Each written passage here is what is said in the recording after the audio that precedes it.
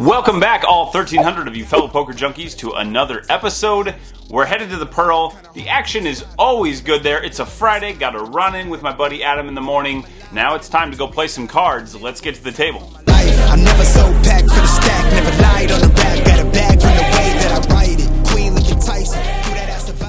I'm buying in for $1,000 and taking my seat. Hey, you know that feeling where you haven't worn a pair of pants in a while? You put them on, reach into the pocket, and find $500 extra dollars? I mean, neither. I've never had that happen, but I have found a 20 from time to time, and that's kind of what this next hand is like. I'm talking fantasy football with my friend Chris. I know I have a pretty trash hand, and then I'll fold to a raise. Everyone limps, however, and I check my option. I didn't even turn on my camera. The flop is like that surprise $20 bill in your pocket. I flop the joint. Now, if you watched the last episode, you'll know that turning on your camera and then putting in a bet is not ideal. People pay attention to that if they know what you're doing. With that in mind, I bet $15 and I got several callers before turning on the camera. All right, now we're on the turned 10 of clubs, and I'm going to bet $50 with the camera on and try to build this pot even further. Now I have a great value target. If somebody has a 10, they might even raise. Let's see what happens. I end up getting 3 callers, and we're heading to the river. The ace of spades shows up. So we have some additional value targets, but also a couple of hands that improved to beat us. I'm not going to slow down and check, though. I'm still going to bet here for value, and I lead for $175. I get one caller who immediately mucks when I announce that I have the straight. Great start! What a gift to start this session. For the second hand of the night, I have some better cards. I've got ace-king offsuit in the hijack. I raised to $25 over a limper. The button makes the call, and the flop is pretty decent for us. Queen, 9, king, rainbow. I continue for $30 here, and he makes the call. The turn is another king. So now we just upgraded our hand, but it also looks less likely that we're holding a king now. I bet $70, hoping that we can get a call from a queen that doesn't believe us. The button decides that something is up and folds to the $70 bet. Well, we're off to a good start here so far, and since ace-king was so good for us last time, I'd like to try it again. This time I'm the cutoff. The hijack opens at $25. I bump it up to $85, and he makes the call. The flop doesn't really hit either of our ranges hard, and the hijack checks. I do have a slight range advantage on this board, but if I bet, there will be a lot of hands that are going to float and continue, and I'll need to barrel again, not really knowing exactly where I'm at on the turn. I'm going to choose to put this one into my check range this time since I have position, and we'll see what happens on the turn. The turn does help us out in a big way when an ace arrives. The opponent checks again. I'm going to bet $75 this time. That is too much, and my opponent decides to let it go. This hand was a big one in the night. But before I break it down with you, I need to explain a snark up. What? That's right, a snark up. Let me explain. The year is 1998. Yours truly is sitting at my desk during a quiet study hour during the 6th grade. The girl that I like is sitting right in front of me. I have the hiccups, and I can't stop them despite my best efforts. It's been about 5 minutes of this, when out of nowhere, I feel a sneeze coming on. That's right. I hiccuped, drawing in a small amount of air and setting up a more powerful sneeze, blowing out some serious air with some projectiles and causing contraction of the core that over-increased the pressure in the belly to a dangerous level, and then there was no stopping it. The dreaded, silent classroom fart blasted across the room and it erupted into laughter while I turned into a very dark shade of red while slinking down in my chair. My mind told me the best course of action is to pretend like you have no idea what just happened. If you believe it hard enough, maybe they will also. Alright, so I'm in middle position and open to $20. The button and both blinds make the call. On the flop, it checks over to me, and I'm going to check back multi-way with second pair. The turn is going to change things as we improve 2 trips. Opponent now leads really small for $20, and I'm going to raise it up to $75 to try to get more value. My opponent makes the call. The river is a 6 of spades, so a ton of stuff comes in. The big blind checks it over again. I bet $125. The big blind now check raises to $300, and this is where I snark-upped. The raise was really small, and after doing the math, I realized I only had to be correct about 20% of the time. I thought that it would be too weak to fold here with these odds, but But I should have known better, man. Players aren't check raising a worse jack or bluffing here on a board this connected after I have raised and then bet again on the river. Whatever is taking this line has me for sure. I know my pot odds are insane, but I just absolutely need to fold here and instead snark up to weigh an extra 175. Ugh. We have some suited royalty for this next one. I raised to $25 in early position with a $950 stack. That's right, we've dropped all the profit from the session up to this point and are currently stuck $50. I get the middle position player to call, and we flop top pair on Queen 4-3 Rainbow. I continue for $20 since I'm looking for a light call on this dry board. Middle position calls, and the turn brings a 9 of clubs, adding a club draw. I bet small again for $40, and again, my opponent calls. Finally, the river is the Queen of Spades. Now this may make it look like we are bluffing, so I'm going to bet $100 going a little larger, hoping that our opponent doesn't believe. His faith is strong, however, and he announces that he has 8s.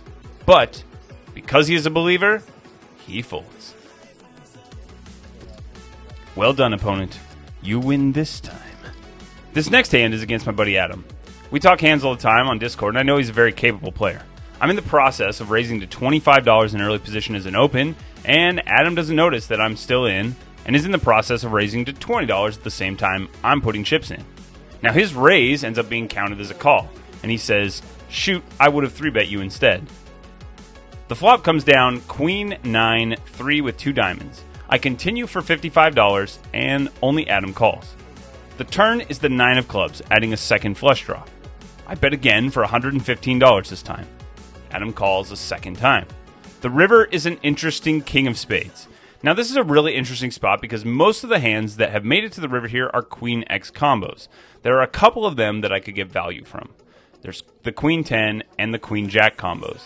The Queen King just improved, along with Jack 10 that would have needed to call, drawing pretty thin. This is a really close spot, and I'd like to hear what you think. You guys might disagree that it's close. You might say, no way it's close. But I think we can get value from some of the weaker queens still, and I think that it's possible that jacks and 10s are going to be in that value range also.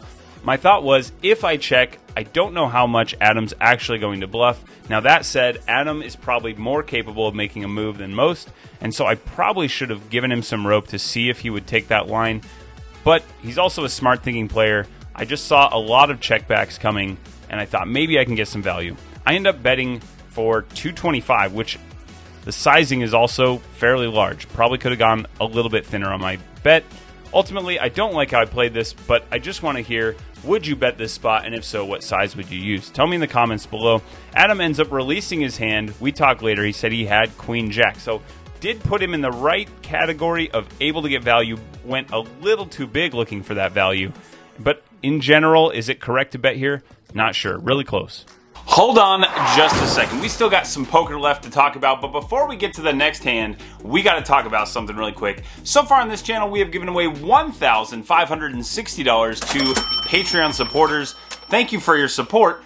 But for those of you out there that aren't a part of this, this is $5 a month to get a piece of this action. I have no idea why you would not be a part of this. This is not a money maker for me. I lose money giving money away to you guys, but I enjoy it because I know it connects you to this channel and makes you excited to root for the next episode. The information's in the description below. Make sure you click on it. Let's get back to poker. All right, we're in a pretty good spot after that last hand, and the stack is up to $1,600. Early position opens to $15. I'm in the low jack with a caller in between me and the opener. I could 3-bet here, but the table hasn't been 3-betting a ton, and this is a great hand to try to hit a nut flush. I can keep my price low, and I don't care how many opponents I have if I hit the nut flush. Therefore, I make a call this time, and of course we get a bunch of callers behind, but we see the flop 5 ways. And Shablasmo! Is that a word? It is now.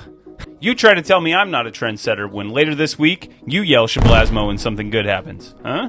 Alright, so we crushed the flop on 9-9-5 Rainbow. Hijack looks like he's about to bet. The action's still on me, and I was paused debating whether or not I'm going to make a bet when I notice what he's doing out of my peripheral. He's about to bet, but before he does, the dealer stops him and tells him the action's on me.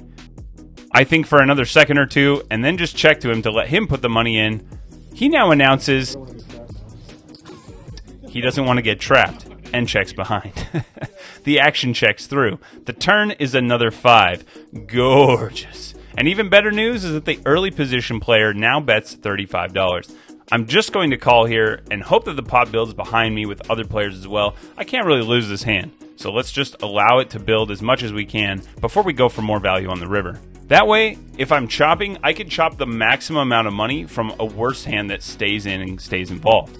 Another player calls behind, and we're now 3 ways to the river, which is the 8 of diamonds. It checks to me, and I bet $125, hoping a 5 will call.